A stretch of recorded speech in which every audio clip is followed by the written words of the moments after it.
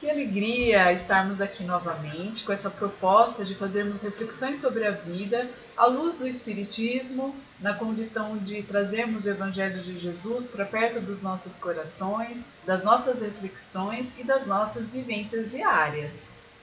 Isso aí, mais uma vez, muito bem-vindo a todos, que a gente possa ser amparado neste trabalho de unificação dos nossos corações, que a espiritualidade amiga possa sempre inspirar os bons pensamentos em nós, as boas ideias, e mais, que a gente tenha facilidade de entender esses aspectos tormentosos que a gente passa no dia a dia, né?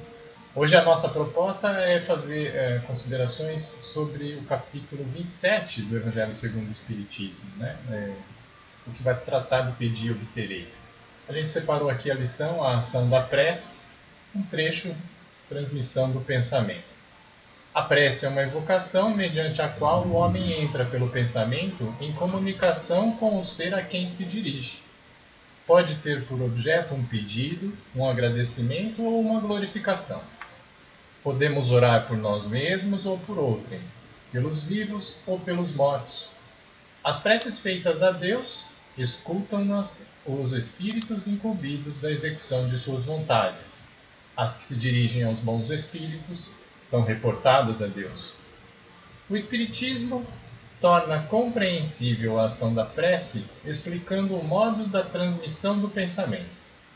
Para aprendermos o que ocorre em tal circunstância, precisamos conceber-nos mergulhados no fluido universal que ocupa o espaço, todos os seres, encarnados e desencarnados, tal qual nos achamos neste mundo dentro da atmosfera. Esse fluido recebe da vontade uma impulsão. Ele é o veículo do pensamento, como o ar o é do som, com a diferença de que as vibrações do ar são circunscritas, ao passo que as do fluido universal se estendem ao infinito. Dirigido, pois, o pensamento para um ser qualquer, na Terra ou no espaço, de encarnado para desencarnado ou vice-versa, uma corrente fluídica se estabelece entre um e outro, transmitindo de um ao outro o pensamento como o ar transmite o som. A energia da corrente guarda proporção com a do pensamento e da vontade. É assim que os espíritos ouvem a prece que lhes é dirigida, qualquer que seja o lugar onde se encontrem. É assim que os espíritos se comunicam entre si, que nos transmitem suas inspirações. Bom, feita a leitura do Evangelho, o nosso propósito é fazer uma reflexão à luz de dois atributos que são destacados aí nessa mensagem, pensamento e vontade. Então, como é que nós vamos fazer essa reflexão com vocês? A nossa ideia é dividirmos, então, de uma forma um pouco didática. Então, eu vou falar um pouquinho sobre a vontade, como é que nós chegamos a essa construção da vontade, e depois o Alain vai fazer uma reflexão do pensamento. Quando nós estamos discutindo com vocês esses atributos, a nossa ideia é que a gente amplie o nosso conhecimento e a nossa prática do Evangelho, encontrando na prece, na oração, um dos melhores recursos que o Espiritismo destaca, né, em nossas vidas, para que haja um bem-estar. É como que uma higiene mental, uma higiene emocional. Então nós temos esse propósito, né, Alain, de discutir com vocês esses dois atributos, ok? Bom, eu peço licença para vocês, eu vou dar uma olhadinha de vez em quando aqui no meu resumo, ok?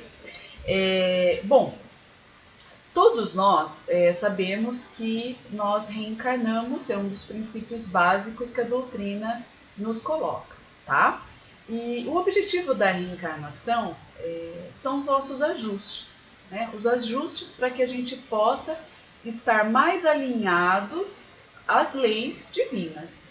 Então, a cada reencarnação, uma nova experiência, uma nova oportunidade para que a gente se aproxime, então, dessas leis, dessa vivência dessas leis, né?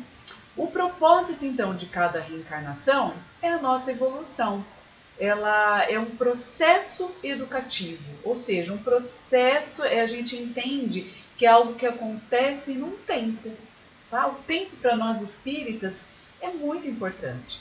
Nós precisamos entender que processo educativo leva-se em conta o tempo. Muitas vezes a gente estabelece como objetivo a aquisição de virtudes, quando a gente entende as virtudes que Jesus já traz, sendo para a gente um modelo, nós estabelecemos isso como objetivo, como meta, e nos fixamos no final do processo. E esquecemos de vivenciar os caminhos, de vivenciar essas construções, né? Então, esse tempo é muito importante, porque nós vamos ter várias reencarnações para essas construções no bem, das virtudes que estão em nós, ok? Então, a cada experiência, uma nova oportunidade. Acontece que cada experiência nossa é registrada na nossa memória, através de imagens, através de vibrações, que ficam registradas principalmente no perispírito, que emana suas vibrações, criando vetores aí atrativos ou de repulsa. Por isso é que o Espiritismo nos explica por que a gente atrai determinadas condições, determinadas consciências para perto da nossa vida, ou o que é que justificaria o afastamento, a repulsa dessas consciências, de situações para perto da gente, né? Daí então a gente começar a pensar aí na questão do pensamento, desses vetores, mas principalmente dessas vibrações que ficam registradas em formas de imagens e que são manifestas através da nossa energia, porque é a energia que cria o vetor de atração ou de repulsa, ok? Todas as nossas experiências, então, vivenciadas por nós, espíritos, vai criando a nossa identidade espiritual, tá? A nossa identidade espiritual, quando nós temos a necessidade aí de uma nova reencarnação, nós precisamos, então, olhar para o fato do espírito, identificando que construções esse espírito já realizou e quais os desequilíbrios ou as limitações que ele já traz impresso no seu ser. Porque quando nós identificamos, né, o fato do espírito, as suas construções, as suas necessidades, a gente traz para uma nova reencarnação uma personalidade. Compreende? Está tranquilo esse raciocínio? E essa personalidade, então, ela vai selecionar, ela vai dizer para a gente o que é importante estarmos atentos nessa nova oportunidade. Ou seja, eu poderia vivenciar, desenvolver coisas, vivenciar várias situações, mas não. Deus, na sua divina misericórdia, amorosidade, ele envia espíritos para nos auxiliar a pensar, dentro de tudo que você já viveu, o que é importante você vivenciar nessa próxima etapa reencarnatória, no seu próxima oportunidade educativa. O que você mais precisa fazer? Daí surge o planejamento reencarnatório, né? Então nós temos um plano de ação divino que traz então qual é a nossa necessidade reencarnatória. O que é que eu preciso desenvolver, o que é que eu preciso muitas vezes ajustar ou até mesmo reparar, né? Muitas vezes danificamos consciências, situações e precisamos de um reparo aí. Então, a personalidade traz o que é pontual. Mas ao reencarnar, nós esquecemos de todas as nossas experiências do passado, né? Existe um véu do esquecimento. Olha a misericórdia de Deus nesse momento, né? Ele faz com que a gente esqueça essas marcas, ou melhor, esqueçam essas vivências, mas a gente traz de alguma forma essas marcas porque as vibrações estão aí, dentro da gente, pulsando. A vida é isso, ela pulsa todos os nossos sentimentos, os nossos traços, as nossas marcas, tudo que a gente traz impresso no perispírito é o que vai vibrar. Então, apesar de nós esquecermos tudo que nós já vivemos, todo o nosso passado, em estado de vigia ou até mesmo durante o nosso descanso físico, quando nós estamos dormindo, por exemplo, temos aí oportunidades de uma investigação de quem nós somos. Nós podemos intuir, nós podemos sentir, podemos parar para observar as nossas tendências, os nossos impulsos. Então, em vigia, nós podemos fazer uma autoanálise, por exemplo. Qual é o meu padrão de emoção? Qual é o meu padrão de comportamento? Quais são os meus impulsos, as minhas tendências? O que me limita nessa reencarnação que eu não posso estar vivenciando, apesar de ter uma vontade, um desejo, mas que não é minha necessidade atual, né? E nós sabemos que quando no repouso físico, o nosso espírito pode ser levado à aprendizagem, né? E daí a nossa abertura a receber durante o sono orientações. Podemos ir para assistir palestras, podemos ir para as escolas espirituais e ali colhermos então frutos das experiências dos nossos mentores espirituais, de espíritos mais evoluídos, as condições necessárias para a nossa evolução, né? Para a nossa prova ao acordarmos no dia seguinte, aos enfrentamentos, nas lutas do nosso dia a dia, podemos estar com uma melhor bagagem para lidarmos com essas situações, né? E aí, também dentro desse movimento, nós podemos orar, né? Orar para pedirmos forças, para resistirmos às nossas velhas tendências ou aos nossos impulsos, muitas vezes que nos levam ao nosso primarismo animal, sem condições ainda de termos uma moral, um discernimento, uma escolha mais apropriada, né? Então, a oração, neste momento, também é um recurso. É o melhor recurso muitas vezes, porque a oração, ela nos traz a serenidade, nos faz uma conexão com o plano superior, acalmando e acolhendo as nossas emoções e muitas vezes ajustando o nosso pensamento, colocando-nos num alinhamento, numa condição mental de compreendermos a nossa necessidade e aceitarmos esses movimentos de lutas, de dificuldades, principalmente quando essas lutas estão dentro do ambiente da família, dentro do ambiente do trabalho, que é onde estão as nossas vivências diárias, digamos assim, né? Bom, mas o que isso tudo, né, tem a ver então com o que eu destaquei de vontade? Porque a gente pede forças então para acalmar as nossas emoções, os nossos pensamentos, para que nós possamos ter fluidez no nosso trabalho, né? Nas nossas construções. Porque o trabalho é uma das leis também tão importantes que o Espiritismo reforça para a nossa compreensão, para os nossos recursos, digamos assim, porque quando nós conhecemos, nós podemos estudar e compreender e usar essas leis como recursos no nosso dia a dia, né? Só que a lei de trabalho é uma lei que nos obriga a um dever, a uma ação, a desenvolver muitas vezes faculdades e nos desenvolver a nossa inteligência, assim como aprimorar o nosso ser com aquisições de valores, de virtudes. Essa é uma lei que nos é imposta, né? É uma injunção. Só que eu gostaria de destacar, já que nós estamos falando do Evangelho de Jesus, um trabalho que Jesus nos chama para um trabalho mais íntimo, né? Um trabalho não só esse que nos conecta aos outros seres, às outras consciências, mas aquele trabalho íntimo onde Jesus coloca assim, sempre perguntando: o que queres que eu faça? Quando é solicitado para ele, né? Ou muitas vezes já aqueles nossos irmãos, e me vem agora muito a imagem de Paulo de Tarso, quando ele já não aguentando mais as suas aflições, se ajoelha perante a Jesus e diz: Jesus, o que queres que eu faça? Então, muitas vezes, Jesus nos coloca essa pergunta e muitas vezes encontramos irmãos que já estão aflitos nas suas condições terrenas, querendo buscar novas construções, questionam Jesus: o que queres que eu faça?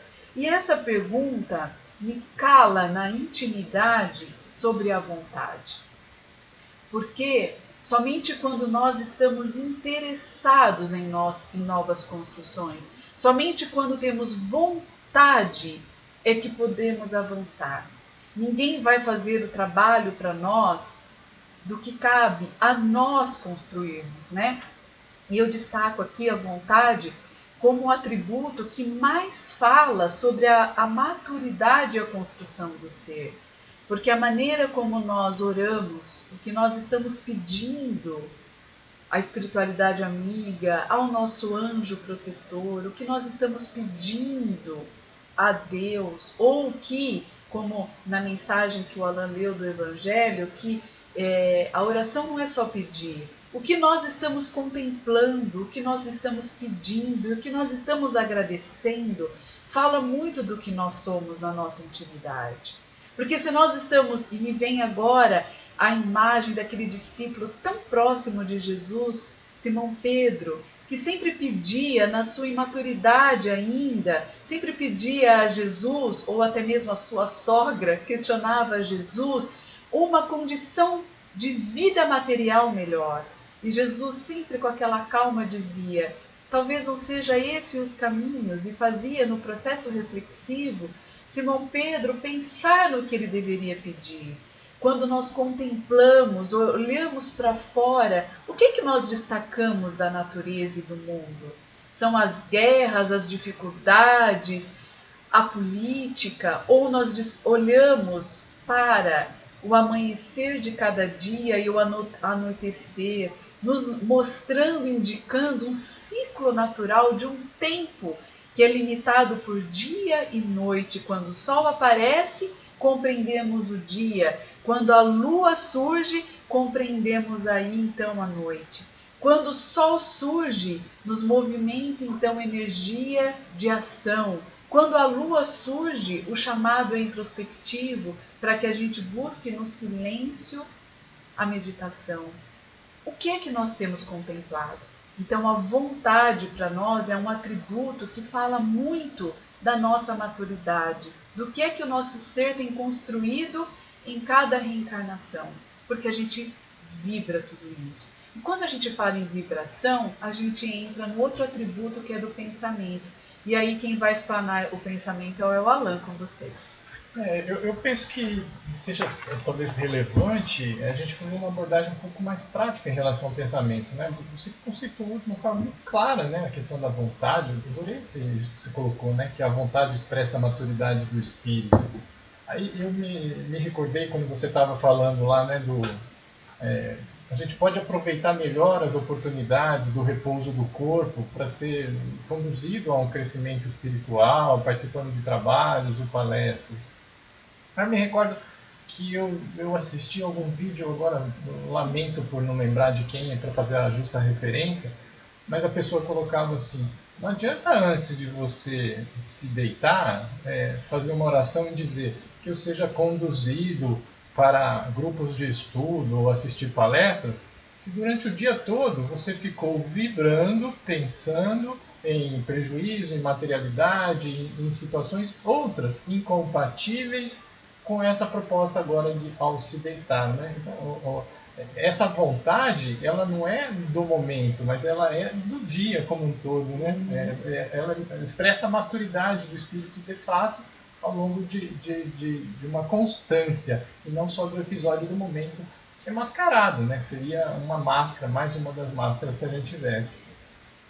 Outra coisa que me chamou a atenção também nessa lição inicial do Evangelho, e após as suas considerações, quando a gente fala do pensamento, se relaciona um pouquinho com uma das palestras que eu fiz numa das sextas-feiras passadas, que eu falava lá dos passos para o aprimoramento da existência espiritual, né?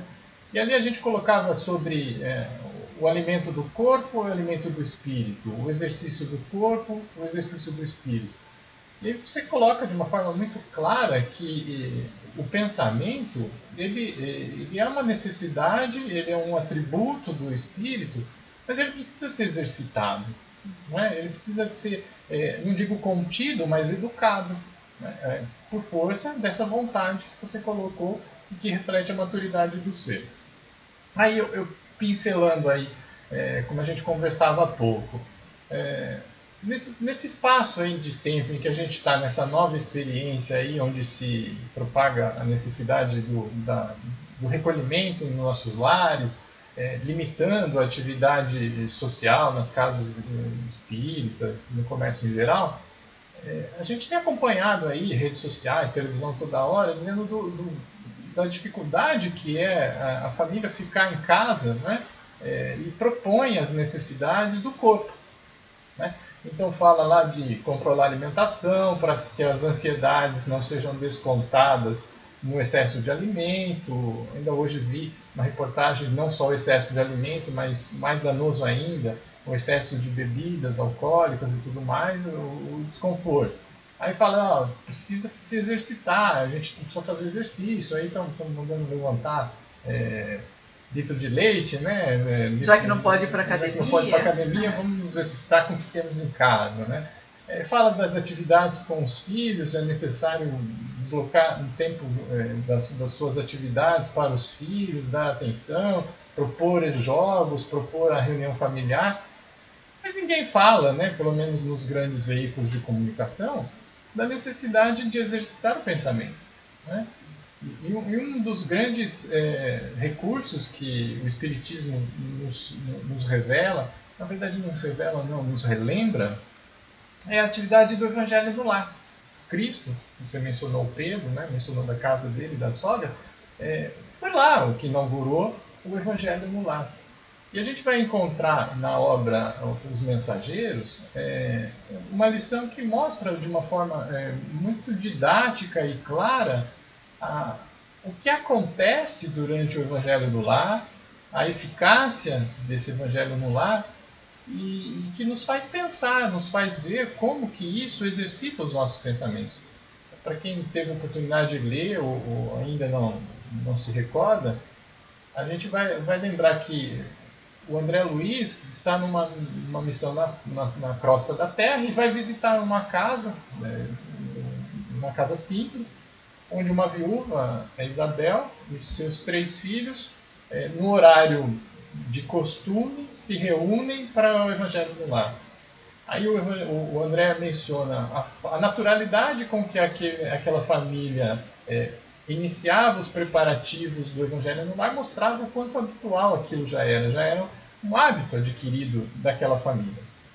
Aí uma trazia a água, a outra trazia o livro, o outro fazia as suas atividades programadas, e todos estavam participando daquele momento de Evangelho, né? Na proposta daquela família, inclusive, a menina trazia uma notícia de jornal, né? Uma notícia de jornal, ela lia, era um acontecimento triste, uma jovem que havia se suicidado em razão de namoro, essas coisas, fez a leitura, e depois, nos momentos de reflexão, a mãe, que tinha a maturidade espiritual, essa vontade voltada para o bem, voltada para a educação dos filhos, estava em sintonia simples, fácil, com o seu finado marido, que é inspirado, como também com outros mentores espirituais, né?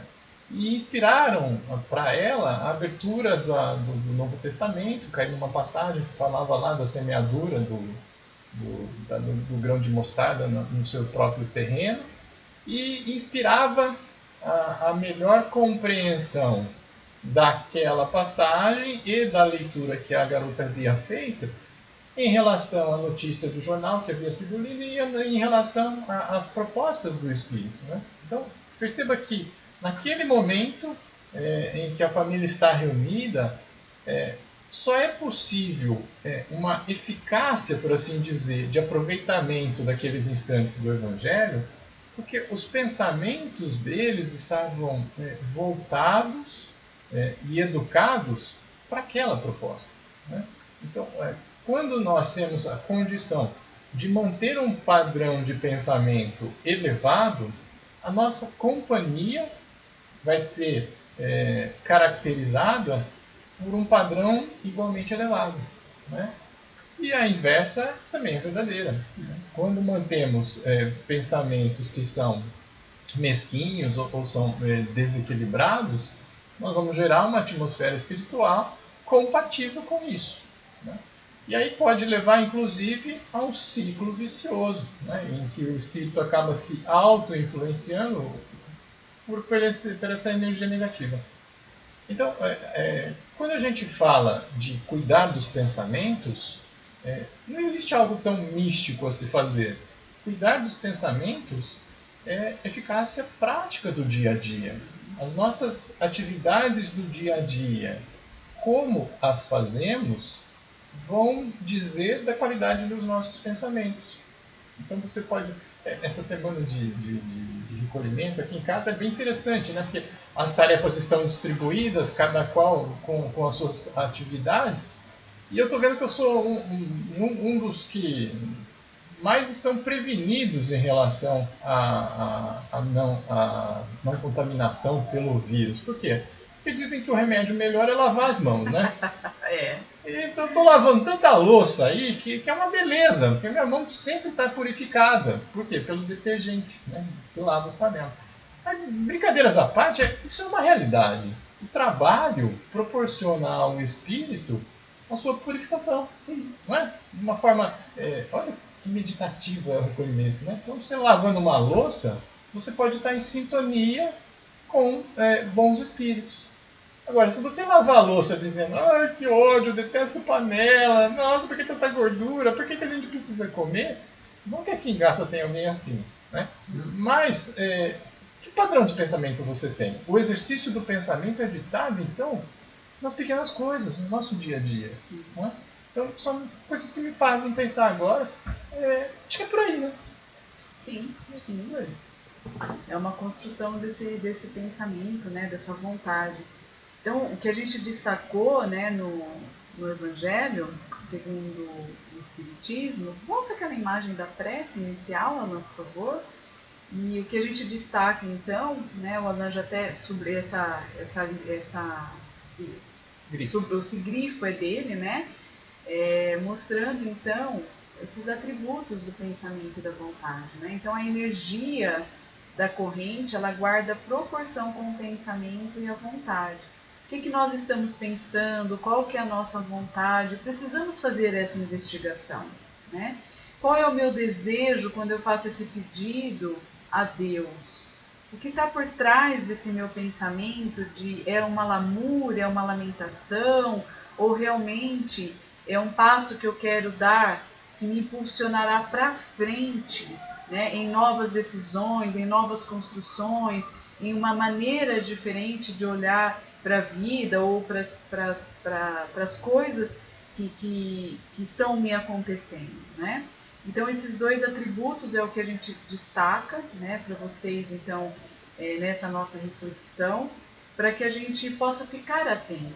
Lembrando sempre que, como nós trazemos essas marcas do nosso passado, tudo que nós já fizemos é uma força atuante que está dentro de nós, porque esses registros estão ali, né? Marcados com imagens, com vibrações dos sentimentos daqueles momentos em que nós vivenciamos tal situação, né? E essa força, muitas vezes, como ela está ali guardada, e a gente vê através da nossa querida irmã Joana de Ângeles, que fica no nosso inconsciente. E esse inconsciente pode nos pegar de surpresa. Por isso que Jesus sempre nos recomendou a vigilância dos nossos pensamentos, dos nossos sentimentos, para que quando essa força do inconsciente ela desejar aí tomar uma forma, nós já temos recursos nessa nova vida, impedindo então para que essa força se manifeste, ou que se ela se manifestar, que a gente possa acolher.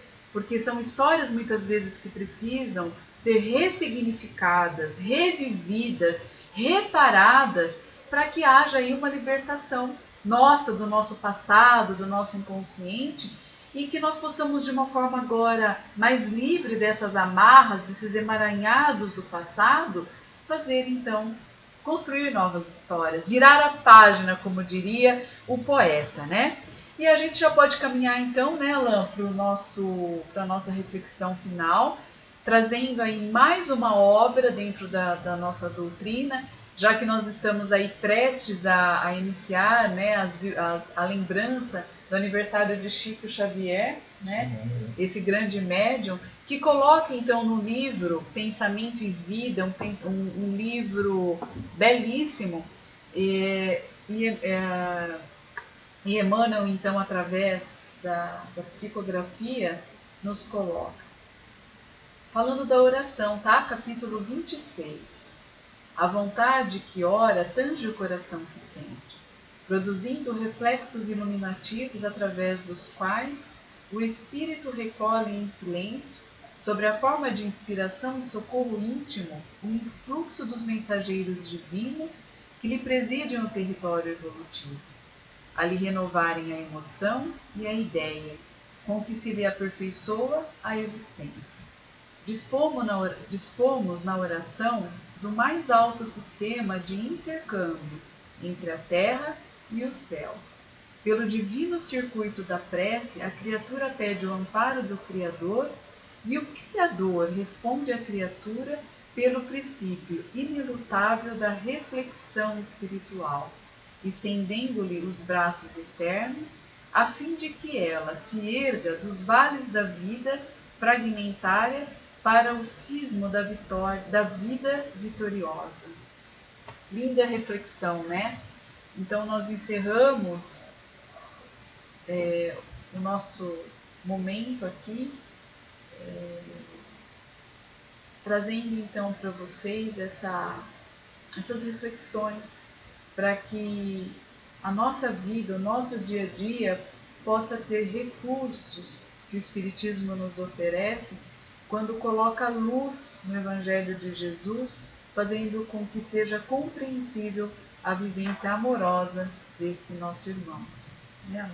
Isso aí. Eu também me despeço de todos com um forte abraço, com renovação dos nossos propósitos de união, que, como a gente aprendeu hoje, pela transmissão do pensamento, estamos todos imersos no fluido cósmico, que a gente possa transmitir, trocar esses bons pensamentos. Estamos distantes apenas fisicamente, mas em coração, em pensamento, estamos todos juntos e unidos nesse propósito da criação da nova era, um novo mundo, né? Que assim seja. Desta vez, sem abandono ou despedida, toda a família está reunida.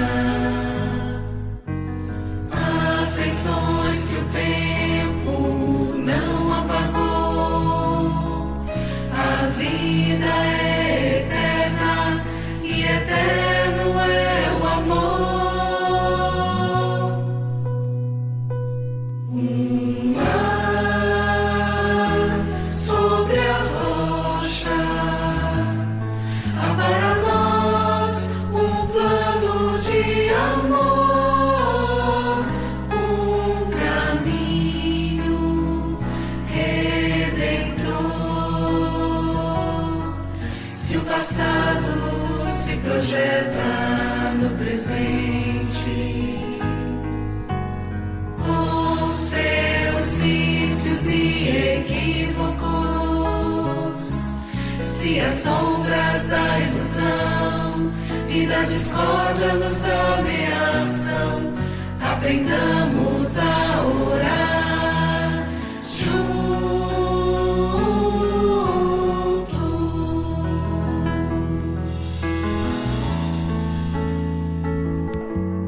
O Evangelho no ar, inesquecíveis encontros com Jesus.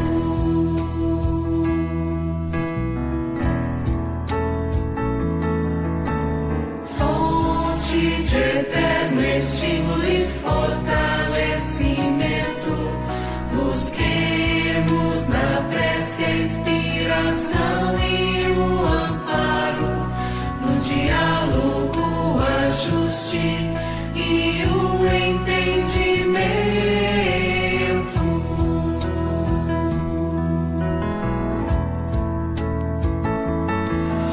No presente o perdão sem limite,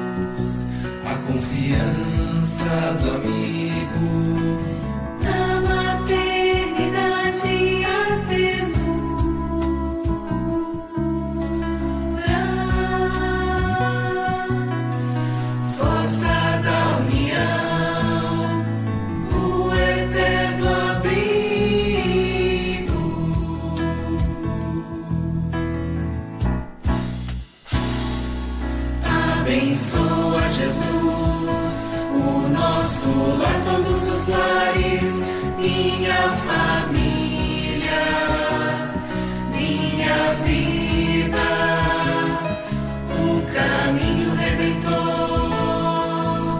um plano de amor.